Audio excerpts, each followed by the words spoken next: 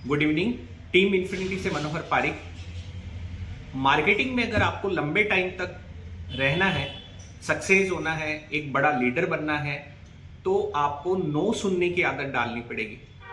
अधिकतर आपने देखा होगा कि जो लोग भी नए हैं इस फील्ड के अंदर, जिन्होंने अभी स्टार्टअप किया ही है, चाहे वो एजुकेशन सेक्टर में वर्क कर रहे हैं या प्रोडक्ट के अंदर वर्क कर रहे हैं, तो जैसे वो स्टार्ट करते हैं तो स्टार्ट करते उनको ये रहता है कि फटाफट अपन बिजनेस को डेवलप करें।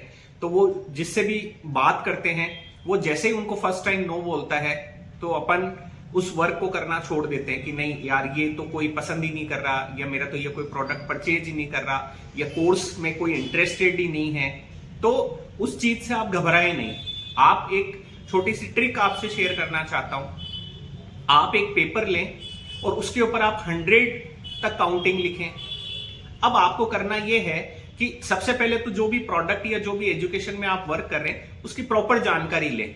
ठीक है, जानकारी लेने के बाद दूसरा काम आपको यह करना है। अपन सबसे बड़ी गलती क्या करते हैं कि किसी को भी फोन पे समझाने बैठ जाते हैं। किसी शादी समारोह में गए, वहां कोई मिल गया, अपन फटाफट उससे वहीं पे भी बात करना शुरू कर देते हैं। नहीं, मार्केटिंग कभी ऐसे नहीं होती है। आप अगर मार्केटिंग का प्रॉपर आपको अगर सीखना है कि मीटिंग कैसे होती है, तो अपन इंश्योरेंस एडवाइजर का एग्जांपल ले सकते हैं।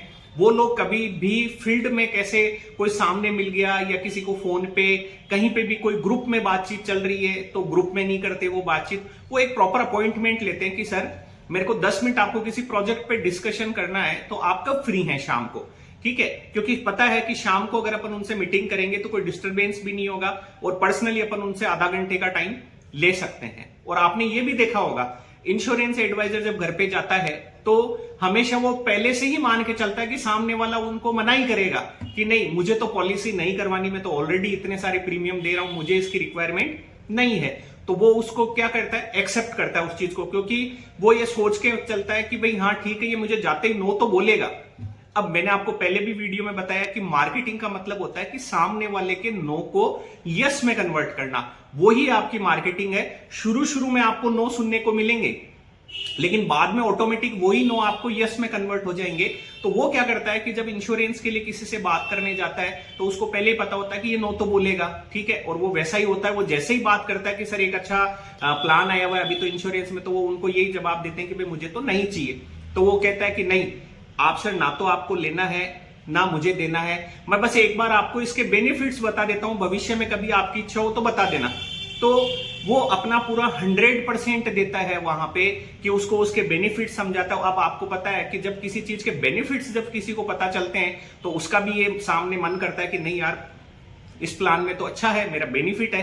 तो फिर वो ऐसे उसको पूछता है, ऐसे करो, ये 5 लाख तो नहीं, लेकिन आप तो मुझे ये बताओ कि 1 लाख का क्या प्रीमियम आएगा मुझे।